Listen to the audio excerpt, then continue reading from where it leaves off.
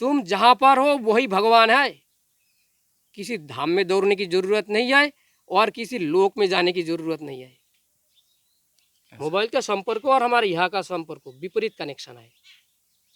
हम हमेशा प्रयास करेंगे यहाँ का शक्ति को जगाने की, जिसका मोबाइल का वहाँ तक कोई पहुँच ही नहीं है, और बल्कि मोबाइल वहाँ से हमको दूरीकरण करता है। बहस करने के लिए संत लोग मेरे पास रख देता है। हाँ जब मोबाइल थे नहीं तो संत लोग रखते थे कैसे कैसे? हाँ तो मैंने बोलता हूँ जब साइकिल तो थे, हाँ साइकिल तो किसी ने नहीं चलाया। हाँ तुम लोगों ने आज मोटरसाइकिल फोर व्हीलर सब क्यों क्यों इस्तेमाल कर रहे हो? हाँ। संतों को तो पैदल यात्रा करना चाहिए हमेशा। हम्म जब तो संत साइकिल भी नहीं चलाया करते थे, तो सत्य है आप सत्य। किसी खुद मोटरसाइकिल चला लेते हो? लेकिन क्यों? किसी से नहीं मिलते थे। 24 साल तक धूप की प्रकाश ही नहीं देखा। दिन निकालने से पहले अंदर हो जाती कुटिया की, दिन छुपने के बाद फिर बाहर की क्रियाकर्मों करके अंदर हो जाती। लेट्रिन पेशाब इनकी अपना बस में था। इच्छा हो तो जाएंगे, नहीं तो नहीं जाएंगे।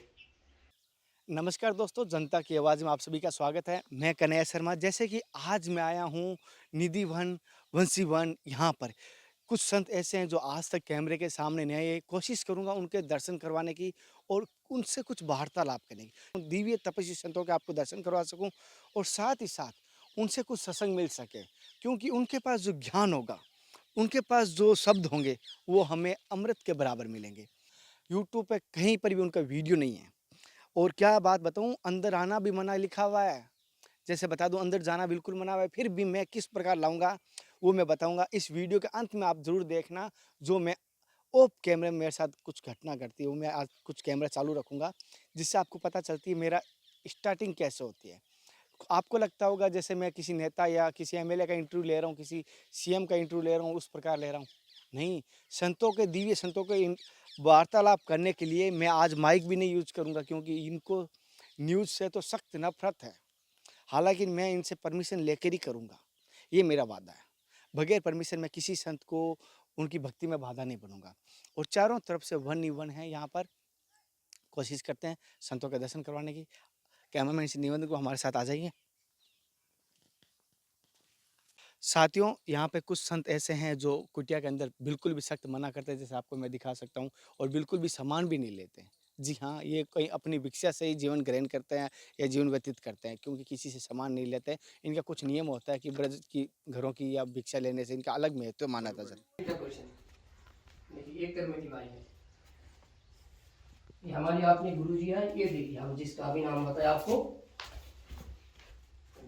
जीवन में कोई सर्दी काशी भी नहीं हुआ, बैठे बैठे शरीर सोरा माला जप करते करते, माला जब करते करते 24 सालों तक इन्होंने धूप का प्रकाश तक नहीं देखा। ऐसे आ रहा है। तो आप बताइए, ये से शांत चाहते ना तो ब्रह्मांडों को तक उद्धार कर सकता है। लेकिन क्यों? किसी से नहीं मिलते थे। 24 साल तक धूप की प्रकाश ही नहीं देखा। दिन निकालने से पहले अंदर हो जाती कुटिया की, दिन छुपने के बाद फिर बाहर की क्रियाकर्मों करके अंदर हो जाती। लेट्रिन पेशाब इनकी अपना बस में था। इच्छा हो तो जाएंगे, नहीं तो नहीं जाएंगे। आज आपको भजनानंदी संतों के दर्शन कराऊंगा, जो भजनानंदी, जो भजनों में लीन हैं। ऐसे संतों के जो आज तक कभी किसी के सामने नहीं आए, ना कैमरे के सामने आए, ना किसी जनता से या गांव वालों से भिक्षा लेते हैं, खुद अपना भोग लगाते हैं, खुद भोग अपना बनाते हैं। बिल्कुल भी लाइट, पंखा या भौतिक सुविधा से वंचित दूर है। मोबाइल तक नहीं रखते ऐसे संत है। मोबाइल तक नहीं रखते। उनके मोबाइल पे लेके क्या विचार है वो भी मैं जानने की कोशिश करूँगा, कि उनके मोबाइल के बारे में क्या विचार है। साथ ही साथ सुना है कि उनके जो गुरु हैं, उनके गुरु कई वर्षों तक कभी भी सूर्य नहीं देखा था। कई वर्षों तक सूर्य नहीं देखा। कम से कम कहा जाता है 27-28 वर्षों तक सूर्य नहीं देखा। ऐसे तपस्वी दिव्य संत हैं। अब उनके दर्शन हमारे सौभाग्य है, होगा या नहीं होगा वो बात की बात है, लेकिन इस कुटिया के ऐसे संत के दर्शन करूंगा जो बिल्कुल भी कह सकते हैं तपस्वी भी है, त्यागी भी है, भजनानंदी भी है। जो आपने भी बात कही, मैं एक बार आपसे ये निवेदन करूंगा। अरे आपने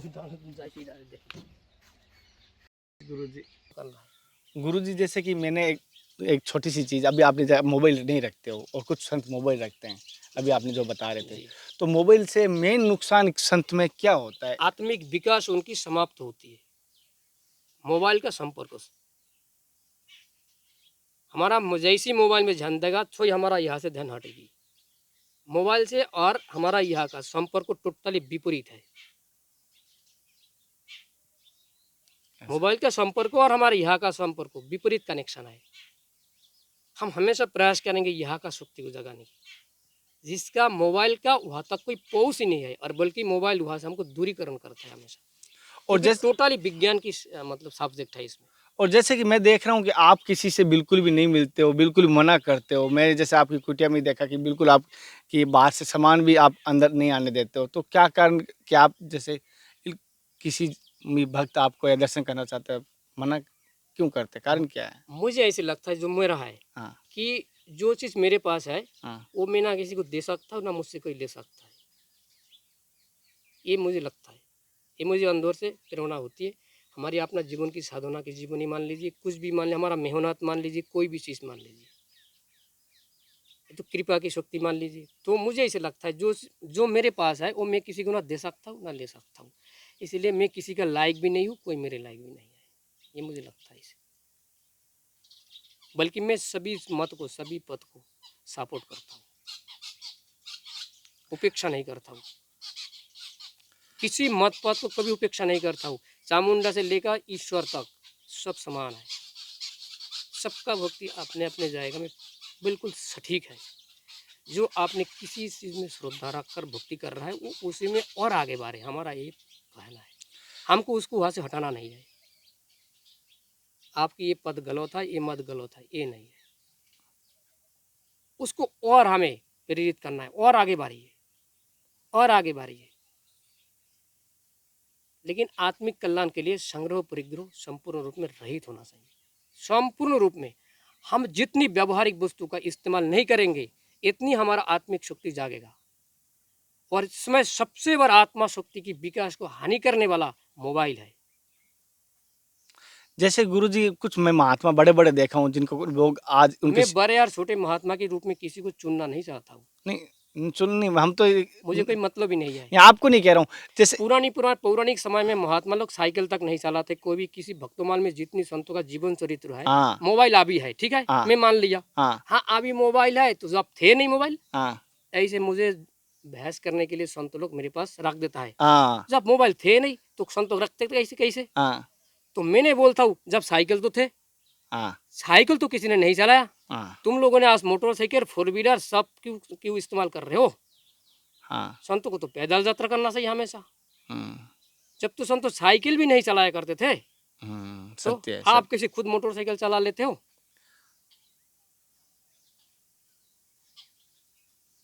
एक मर्यादा होती है संतों की, है ना। तो सबसे पहले आपने जायगा जो है ना वो निर्दिष्ट करना चाहिए संतों को। प्रवचन बाद में तुम कहाँ की हो वो पहले बताओ, और आपने जायगा पहले चुनो, दूसरी का जायगा बाद में चुनना। आपने खेत तो जोते नहीं, दूसरी का खेत के पीछे पड़ रहे हो, क्यों नहीं जोत रहे हो? पहले अपना ही खेत जोतो ना। हमारी यही प्रश्न है, तुम कौन हो, कहाँ की हो, आपने जायगा पहले बताओ।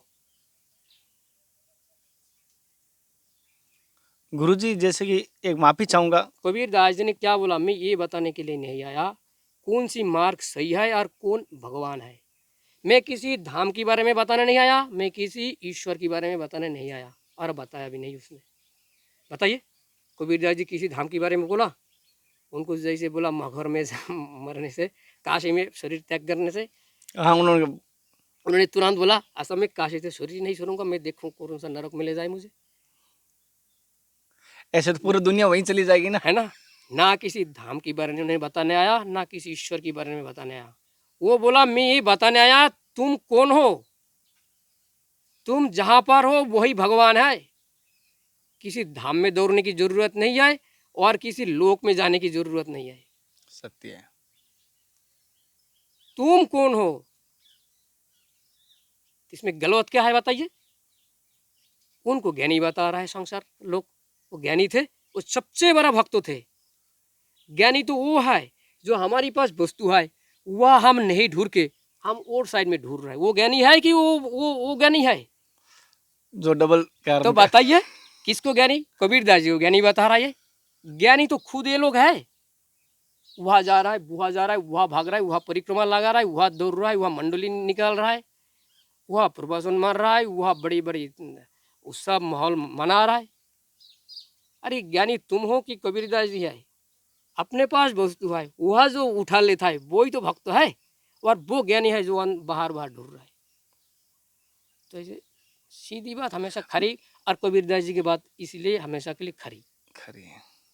गुरुजी जैसे माफ़ी चाहूँगा, जैसे आज के टाइम में देखा हूँ कि एक सोशल मीडिया में एक यूट्यूब चलता है आज के टाइम में, तो यूट्यूब पे मैंने कुछ महात्माओं को देखा है, ऑनलाइन शिष्य बन रहे हैं, ऑनलाइन हज़ारों एक साथ शिष्य बन रहे हैं, कहना नहीं चाहिए, शिष्य बना रहे हैं, दीक्षा दे रहे हैं, कंठी दे रहे हैं, मतलब तो क्या वो ऑनलाइन जो शिष्य गुरु बना रहे हैं, क्या ये सही ऐसे ही गुरु बने या वाजिब है? ऑनलाइन मंत्र दिया वो वाजिब मान्य है? ये जानना चाहता हूँ थोड़े से इस पे। देखिए हमने सुना है, हम तो देखा नहीं। कलकत्ता की साइड में हमने सुना कि बहुत सी उधर एक बालक ब्रह्मचारी भाई और भी बहुत सी महात्मा हुआ, उन लोगों ने अपना माइक के द्वारा शिष्य बना लिया करता हाँ, था। हाँ, ठीक है, हाँ, अब बताइए आप में हम संसार को क्या एक उचित क्या है अनुचित क्या है, वो हम इस प्रकार वर्णन करते रहेंगे हुँ, तो एक हम एक राग देश में पड़ जाएंगे, अच्छा। है ना। इसमें हमको, क्योंकि हम पूरे संसार को सुधार नहीं कर सकता है। लेकिन ये नहीं जो दीक्षा ले रहे हैं क्या वो सही है? ये जानना मतलब मैं जानना चाहता हूँ, क्या जैसा कि मैंने कहीं मेरा या मेरे भाई ने अगर दीक्षा ली है बहन ने ऑनलाइन, क्या वो सही है रास्ता, या गुरुजी के पास जाके चरणों में बैठ कर लेनी चाहिए? दोनों में से क्या फ़र्क है? ये जानना चाहता था। देखिए ऑनलाइन तो दीक्षा की कोई विधि कहीं पर है ही नहीं, हाँ, है ना। किसी किसी शास्त्र में कोई ऑनलाइन दीक्षा की तो कोई कोई उल्लेख है ही नहीं, लिखा ही नहीं है। हुँ, ये तो गुरु की, सबसे पहले गुरु की सेवा, यही बताया आपने। देखी वहाँ पर क्या बोला, तद्विधि प्रणिपातनो, गीता में गुरु की और शिष्य की संबंध किस प्रकार, वो मैं आपको सुनाता हूँ। हुँ, हाँ, तद्विधि प्रणिपातनो परिप्रश्नो सेवाया उपोदेक्षन्ति ते ज्ञानो ज्ञानी नस्तित्व दर्शिना। हे अर्जुन, तद्विधि प्रणिपातनो परिप्रश्नो सेवाया उपोदेक्षन्ति ते ज्ञानो, उस ज्ञान को प्राप्त करने के लिए उस गुरु के पास तुम जाओ। उपोदेक्षन्ते ते ज्ञानो ज्ञानी नस्तित्व दर्शन दर्शिना, जिसने तत्व के साथ उस वस्तु को दर्शन किया। एक गुरु की लक्षण सुन लीजिए। गुरु और शिष्य का मैटर पहले हम फैसला कर देता हूँ, हाँ, तो आप समझ लेंगे क्या सही है क्या गलत है। हुँ, गुरु शिष्य का फंक्शन क्या है। हुँ, वो बोला उस गुरु के पास तुम्हें जाना है, किसने, जिसने तत्व के साथ उस वस्तु को प्राप्त प्राप्त किया। किया है। ठीक, आप शिष्य का लक्षण क्या होना चाहिए वहां जाके, हाँ, तद विधि परिनिपातेनो परिप्रश्नो सेवाया, तद विधि परिनिप, साष्टांग लंबा होकर आत्मसमर्पण कर देना उनके सामने, परिनिपातेनो समर्पित, परिप्रश्नो सेवाया उनकी सेवा करना, हुँ। और उसके बाद जाके उनसे आध्यात्मिक प्रश्न पूछना, क्वेश्चन। गुरुजी जैसे कि मैंने आपको मेरे बारे में बताया था, मैं छोटी-सी कन्या तो उस जाएगा में, इस जहाँ पर गुरु शिष्य का ये फंक्शन सबसे पहले, दीक्षा तो बाद में आएगा ना, हाँ, तो वहाँ किसी प्रकार ऑनलाइन दीक्षा हो सकता है? नहीं हो सकता। इसमें बीच में आता ही नहीं है कोई यंत्र-वंत्र। और ये मैंने एक महात्मा जी के, माफ़ी चाहूँगा, महात्मा जी को पता है, बड़े महात्मा थे, कहना नहीं चाहिए। मैं उनको बोला था कि पहले मंत्रों का मतलब आप यंत्रों का आप साधन ले रहे हो, या कह रहा मैंने कहा था, सत्य बात है कैमरे एक बार, तो उन्होंने कहा पहले मंत्रों की ताकत थी, आज यंत्रों की ताकत है। तो संत अगर ये बात कह रहे हैं कि यंत्रों की ताकत है, तो मेरे को वो ये ठीक बोला उन्होंने, और क्या कहेगा। बिल्कुल सही बोला। गुरुजी जैसे कि अगर मैं, अगर कोई मेरा भाई या कोई माता, अगर कोई दिनचर्या में एक आपसे कोई, जैसे हम कहीं पर सत्संग लेता हूँ, कहीं न कहीं एक नियम लेना चाहता हूँ कि आप मुझे कौन-सा नियम देंगे जिस पथ पे चलूँ तो कल्याण भी होगा और जो मेरी मनोकामना है वो पूर्ण भी होगी। तो एक नियम बताइए जो दिनचर्या में जोड़ सकूँ, मेरा काम भी चल जाए, या कोई भाई अगर कोई दूसरा काम कर रहा है, उसका धंधा भी चलता रहे और वो ज़्यादा टाइम ना देते हुए कम टाइम में वो नियम अपना सके। नित्य नियम, अगर स्कूल में बच्चा पढ़ रहा है वो भी अपना सके, अगर उसके दादा है या पिता है वो भी अपना सके। तो ऐसा कौन-सा नियम आज आप हमें देंगे कि हम चाहते हैं हर सत्संग में कुछ ना कुछ लेके उठना चाहिए? तो जी एक ऐसा नियम बताइए हमें। देखिए, सबसे पहले आपको अहंकार खत्म करना है, और इसके लिए, अहंकार समाप्त करने के लिए आपको केवल नाम की आश्रय में रहना है। क्यों? करने वाला भी वो है और कराने वाला भी वो है। हुँ, चाहे आपने चाहे कर्म मार्ग में जाए, चाहे भक्ति मार्ग में जाए, चाहे ज्ञान मार्ग में जाए, किसी भी मार्ग में आपको सबसे पहले अहम तत्व को समाप्त करना है।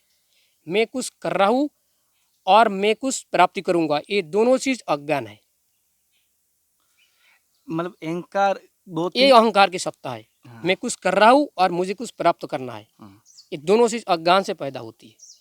अच्छा। हाँ, तो ये खत्म कैसे होगी? कराने वाला भी वो है और करने वाला भी वही है। वो है। इसलिए हमें सबसे पहले नाम की आश्रय लेना है, क्योंकि नाम। कराने वाला भी वो है और करने वाला भी वो है। हम्म, तो हम कि नाम की शरण में हमको सबसे पहले हमें बैठ जाना है, हम्म, शत्रु छाया में। जैसे हमें बहुत धूप लग रहा है तो सबसे पहले हम क्या करेंगे? किसी पेड़ का नीचे बैठेंगे, उसके बाद ही तो पानी पियेंगे। सही है। पहले ऐसे थोड़े है कि धूप में खड़े खड़े पानी पियो। 2 मिनट बैठ के आराम सबसे से। पहले हम देखेंगे किसी पेड़, उसका नीचे बैठ जाएंगे। चलते चलते थक गया, पेड़ का नीचे तलाश पहले करेंगे। ऐसे करके आपको सटीक मार्ग में आत्म शांति तथा संसार की कल्याण करने के लिए सबसे पहले नाम रूपी पेड़ का नीचे आपको बैठ जाना है। उसके बाद शीतलता प्राप्त करने के लिए और पानी के द्वारा शीतलता और तृप्ति पाने के लिए आपको क्या करना है? प्रेम और हित के विपरीत मन वचन कर्मों से किसी के प्रति कोई आचरण नहीं करना है। इसी के द्वारा आत्म शांति मिलेगा। गुरुजी, मैंने सुना है कि आपके जो दादा गुरु थे, मतलब कई वर्षों तक सूर्य को नहीं देखा था। तो इसके बारे में आपके दादा गुरु, आपके गुरुजी की थोड़ी महिमा, ज़्यादा नहीं कहूँगा, थोड़ी सी हमें बताइए। थोड़ी सी हम ग्रहण करना चाहते हैं। आप देखिए, जहाँ राधा कुंड में हमें हमारा और भी बड़े गुरु भाई हैं, अच्छा। उनसे आप मिलिए। साथियों, जैसे कि मेरी कोशिश थी सनातन धर्म के लिए, और आज का विषय ज़्यादा तो नहीं था, लेकिन मैं मोबाइल के लिए जो विषय था, संतों के बीच में मोबाइल के विषय के था, और गुरुजी ने सत्संग दी थी नाम का जप। जी हाँ, नाम का जप है। और जैसे कि एक गुरुजी ने बात की थी, जैसे हमें आज से नियम जो अपनाना है, अगर आप वो नियम अपना सकते हो तो मुझे बताना, नहीं अपना सकते हो तो मुझे बताना। सबसे मैं कोशिश भी करता हूँ इस बार, अगर पिछली बार मैंने लाने की कोशिश की इसी बारे में सत्संग, नेक्स्ट टाइम मैं हूँ कौन इसके बारे में सत्संग लाने की कोशिश करूँगा, आप अपने आप को जान सको कि आप कौन हैं।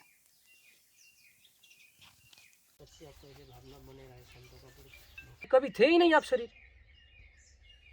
आप शरीर कब थे ही नहीं, अभी भी नहीं आए आप। आपकी अज्ञान के कारण आप शरीर में चल रहे हैं, फंसे हुए हैं। आप कभी शरीर थे ही नहीं। तो आपको किसको प्राप्त करने के लिए कहाँ जाना है और कहाँ ढूंढना है? आप तो खुद ही परमात्मा हो ना, लेकिन शरीर नहीं हो ना। आप देख रहे हो शरीर का, शरीर कोई बोल सकता है कि हाँ शरीर बोल रहा है, शरीर कहाँ से बोल रहा है? ये तो जड़ है, एक जड़ है। सबसे बड़ा महान पुरुष तो वही है, इस शरीर को जिसने हमेशा के लिए एक मुट्ठी राख के रूप में देखता है। ये अलायस एक मुट्ठी राख, अलायस। और जब भी हम इनमें आपने कुछ अधिकार जमा लिया तो वही हम फंस गए। और चाहे गृहस्थ में हो, इसमें फैशनलिटी सबसे आगे चल रहा है, नेचुरलिटी पीछे चल रहा है। एक संत तो मुझे आप बताइए, जिन जिन संतों का पास अभी मिला मोबाइल नहीं है। हमारा बंशीगढ़ में एक संत है, उनके पास मोबाइल नहीं है, निधुवन बोले। बताइए संतों का और मोबाइल का क्या संपर्क है? अब जानते हैं, मैं एक बात आपको अनुभव की बता रहा हूँ, बाद में आप बताना। वो कहेंगे हम इसमें सत्संग को सुनता हूँ, ये सुनता हूँ, वो सुनता हूँ, ये आता है, वो सहने लाता है, वो सहने लाता है। आपको पता है, संत तो वो है जिसने विज्ञान की सहारा बिल्कुल नहीं ले रहा है, तभी आत्मिक शक्ति जागेगा। हम जितनी विज्ञान की, जब तक हमारा पास विज्ञान की सहारा है तब तक हमारा आत्मिक शक्ति नहीं जग सकता है। मोबाइल हाथ में लेने से ही हमारा आत्मिक शक्ति का विकास नष्ट होता है, कम होता है। इसमें एक चीज़ है मोबाइल के अंदर जो हमारी आत्मिक शक्ति तक जाने के लिए हमेशा के लिए खींचता है। ये कान में लगाने से हमारे यहाँ जो है क्लोज हो जाता है, जो अनुभव किया वो किया, नहीं किया नहीं किया, हम तुरंत बाहर की दिशा में चले जाता है। ये अनुभव की बात बता रहा हूँ। मोबाइल कान में लगाने से तुरंत हम यहाँ से बाहर हो जाता है। उन संतों से पूछते ना जो आत्मदर्शी संत जो मोबाइल रखा है, अगर कोई ऐसे हो तो, एक संतों ने बताया मोबाइल कान में लगाने से यहाँ से बाहर हो जाता हूँ हम, चाहे सत्संगों की बात करूँ चाहे किसी का भी बात करूँ। इसलिए आप मुझसे क्यों सुनना चाहता है? ये सब जो है नेचुरलिटी खत्म, फैशनलिटी आगे चल रहा है। गुरुजी मैं एक वो ना किसी देश में ना किसी बेश में, आप जहाँ हो वही वो है।